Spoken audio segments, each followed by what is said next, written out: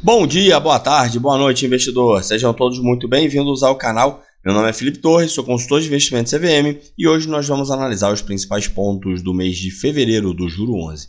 Um dos fundos de infraestrutura da Sparta, né? Hoje em dia a Sparta está com 3 fundos de infraestrutura. Ao longo dos próximos dias vocês irão ver os relatórios atualizados desses fundos, né? O Juro 11, o CDI 11 e o mais novo fundo da casa, o Divis 11. Mas antes da gente ir para os principais pontos do mês de fevereiro do Juro 11, convido vocês a lerem aqui embaixo na descrição do vídeo todos os serviços de investimentos que eu ofereço. Venho falando sobre a consultoria de investimentos. Se você tiver interesse que eu monte uma carteira do zero para você ou analise sua carteira de investimentos, me chama no WhatsApp que a gente conversa por lá. Tem informações também a respeito do nosso grupo VIP do WhatsApp. Para isso, basta você se tornar membro da nossa comunidade aqui do YouTube. Aqui embaixo na descrição vocês vão encontrar todos os benefícios que os membros possuem e também tem informações a respeito do meu livro Renda Passiva, O Caminho para a Liberdade Financeira.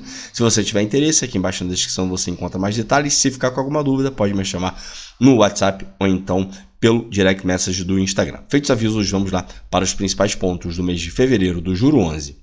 O fundo está com dividend yield tendo por base os últimos 12 meses, né, de 12,6% ao ano. Cota patrimonial do fundo no final de fevereiro fechou em R$ 100,83, então ele está com uma reserva de 83 centavos para ser distribuída. O carrego do fundo está em IPCA, mais 8,9%, né, tendo por base aqui o valor patrimonial do fundo, né. Hoje, quando eu estou gravando, ele fechou em R$ 96,10, o que dá ali uma taxa média líquida, né, de IPCA mais 9,2%. Aqui no site do próprio fundo, né, do Juro 11, você consegue ter essa informação através aqui da tabela de sensibilidade. Você coloca aqui a cota que você, enfim, está sendo negociada ali no momento, né, no preço ali no secundário, para você poder ter essa informação. Seria interessante também fazer algo parecido ali no CDI 11, né? Fica aqui a minha sugestão para a Sparta. O spread de crédito da carteira do fundo está com 1%, duration do fundo está em 3 anos, mas a duration do spread de crédito dos ativos que compõem o fundo, 4,5 anos. Tá? Eu sempre gosto de lembrar, né, se é a primeira vez que você está chegando aqui, para você poder entender por que tem duas duration aqui no fundo, né? Na maioria das vezes, quer dizer, na maioria das vezes não, em todos os demais fundos você encontra apenas uma duration, né? Aqui no Juro 11 você tem duas duration, justamente porque o fundo aqui ele trabalha com hedge parcial, tá? Então ele diminui a volatilidade da carteira dele, né, por conta dessa diminuição da duration. Então, se a gente pegasse a duration original dos ativos que compõem a carteira do fundo, seria em 4,5 anos. Mas como eles trabalham com um hedge parcial para ficar com uma duration próxima do IMAB5, essa duration cai para 3 anos. Inclusive, essa duration está maior, né, do que o de costume. Normalmente, ela fica ali próximo de 2. Aqui embaixo, no relatório, eles vêm explicando sobre essa estratégia que eles adotaram, se eu não me engano, acho que foi no final de dezembro, eu acho. Enfim, que eles optaram, né, por reduzir ali a duration do fundo, justamente porque eles entendem que agora está com uma probabilidade maior, não é certeza, mas uma probabilidade maior de haver, né, um fechamento na curva de juros do que a curva de juros continuar se abrindo. Então, aí, se isso daí realmente acontecer, né, o fundo vai conseguir ter aqui uma valorização interessante, né, mais interessante do que se ele tivesse ali com a duration menor, porque quanto maior a minha duration, né, mais sensível fica o meu fundo ou determinado ativo quando eu tenho esse movimento nas curvas de juros. Só que por outro lado, se eu continuar tendo uma abertura na curva de juros, né, se eu estou com uma duration maior, o fundo vai sofrer negativo, o fundo vai ter uma marcação negativa, um valor patrimonial dele de forma mais acentuada, tá? O patrimônio do fundo, né, 2 bilhões e 100 milhões de reais, e o fundo hoje em dia está com 85.675 investidores. A gestão vem trazendo aqui as movimentações, né, que foram realizadas no mês de fevereiro. Não teve muitas movimentações aqui no Juro 11, tá? Eles encerraram a posição ali na LM Transporte e para março eles esperam a liquidação de 2 ofertas primárias, o que vai ampliar ali o número de emissores, né? O Juro 11 hoje em dia é o fundo que tem a maior diversificação de todos os FIINFRAs, né? Enfim, em quantidade de emissores, em quantidade percentual de cada ativo dentro do portfólio. Então isso aí traz uma segurança maior para o fundo, para os investidores, para os cotistas, né? Porque se eu tenho uma diversificação maior, se acontece algum problema em alguma debênture ali, a porcentagem no patrimônio do fundo que vai ser afetada é menor. O fundo atualmente está com 4% do patrimônio alocado em caixa, né? Aqui eles vêm falando novamente a redução temporária do hedge, aquilo que eu falei para vocês mais em cima, né? Então eles vêm falando, como já mencionado no relatório de dezembro de 2024, seguimos com a estratégia de redução temporária do hedge por meio do aumento da duration de risco de mercado de 2 para 3 anos. Né? Então, enfim, e aí o porquê disso aqui, né? Eu expliquei ele no início do vídeo justamente para tentar captar ali um maior ganho, né? No momento em que a gente tiver um fechamento na curva de juros, né? Eles vêm aqui, né, mais uma vez reforçando que essa posição é temporária, com a intenção de ser revertida quando as taxas de juros reais apresentarem ali uma normalização em relação a essa volatilidade muito grande que a gente está tendo, inclusive esse ano. Em janeiro a gente começou a ver, né, um fechamento na curva de juros, só que agora em fevereiro, né, enfim, voltou a abrir de novo. Então tudo isso por conta dessa situação fiscal que a gente está vivendo, não é novidade para ninguém isso daí, né?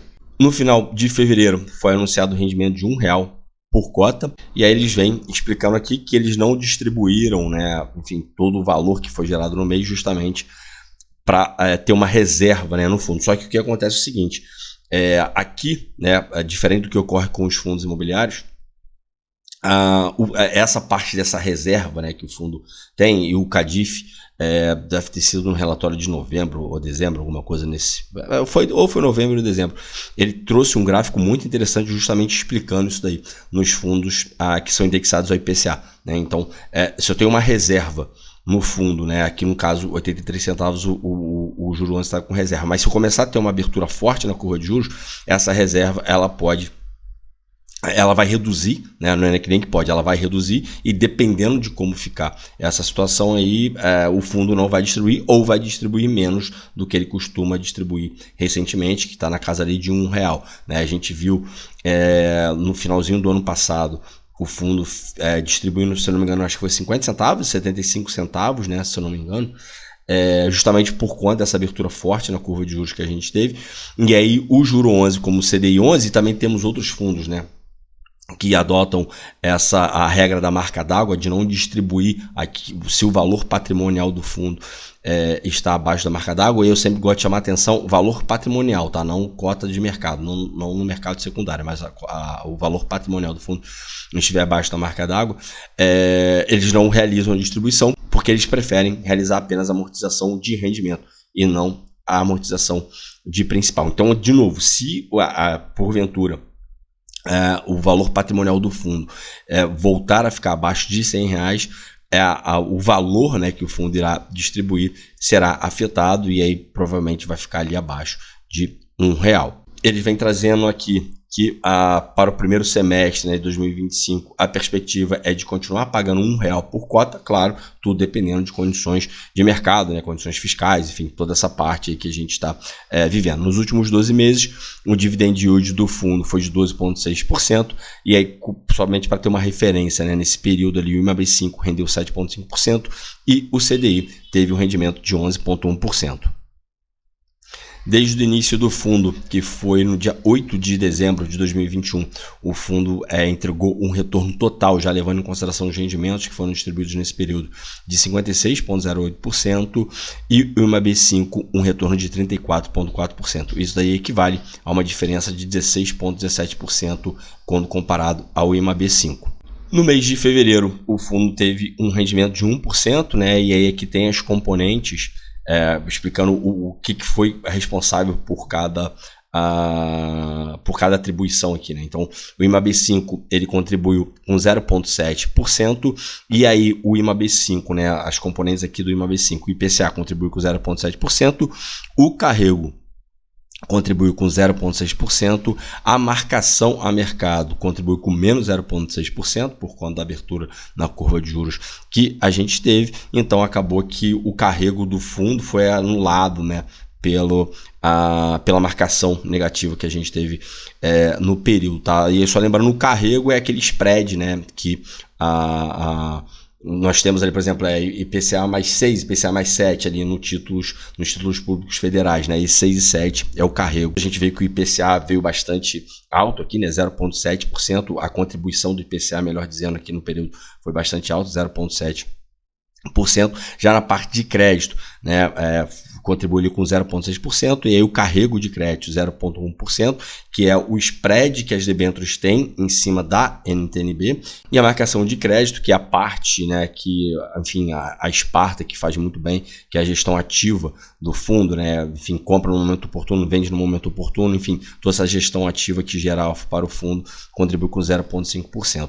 A alocação dinâmica, que foi essa redução que o fundo teve no hedge que eles fazem, né, para estar diminuindo o spread, teve uma contribuição com menos 0,1%, justamente porque a gente teve uma abertura na curva de juros nesse período. E aí, somando tudo isso aqui, a gente teve um retorno de 1%. Nos últimos 12 meses, nós vemos aqui que o fundo está com um retorno de 10,1%, e aqui nós temos as componentes novamente, né? O MAB5 nos últimos 12 meses contribuiu com 7,5%, o carrego de crédito 1,3%, a marcação de crédito 2%, a alocação dinâmica menos 0,3%, a taxa de administração, né, menos 1%, aqui tem um componente aqui de outros, né, que contribui positivamente com 0,4%, e aí fazendo toda essa conta aqui nós temos o retorno de 10,1%.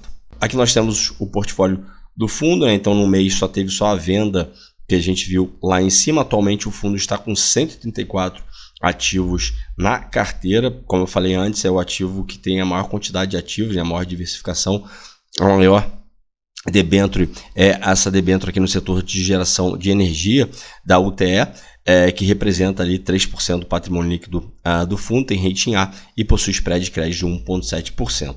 Depois que a gente tiver interesse, né, ou enfim, dá um pause aqui no vídeo para poder ver todos os ativos que fazem parte aqui da carteira do fundo, ou então basta entrar no site ali para poder ver o relatório do fundo e ter mais informações detalhadas em relação à carteira, né? Aqui nós temos a alocação por setor, então como foi falado antes, o fundo está com 4% em caixa, 25% de geração de energia, 14% saneamento, 11% rodovias, 8% telecomunicação, 6% logística, e aí vai reduzindo até chegar em 1% em indústria química. Aqui nós temos a alocação por tipo, então a boa parte, né, a maior parte, que é 92% em debêntures, 4% em letras financeiras e 4% em caixa. Aqui nós temos a alocação por rate, então a maior parte aqui do fundo está em rating A, que vai do AAA até o A-, e uma pequena concentração aqui em BBB+, e BBB. Tá certo? Bom, para hoje era isso. Espero que vocês tenham gostado do vídeo de hoje. Se tiverem gostado, peço para que, por favor, deixem seu like, se inscrevam no canal.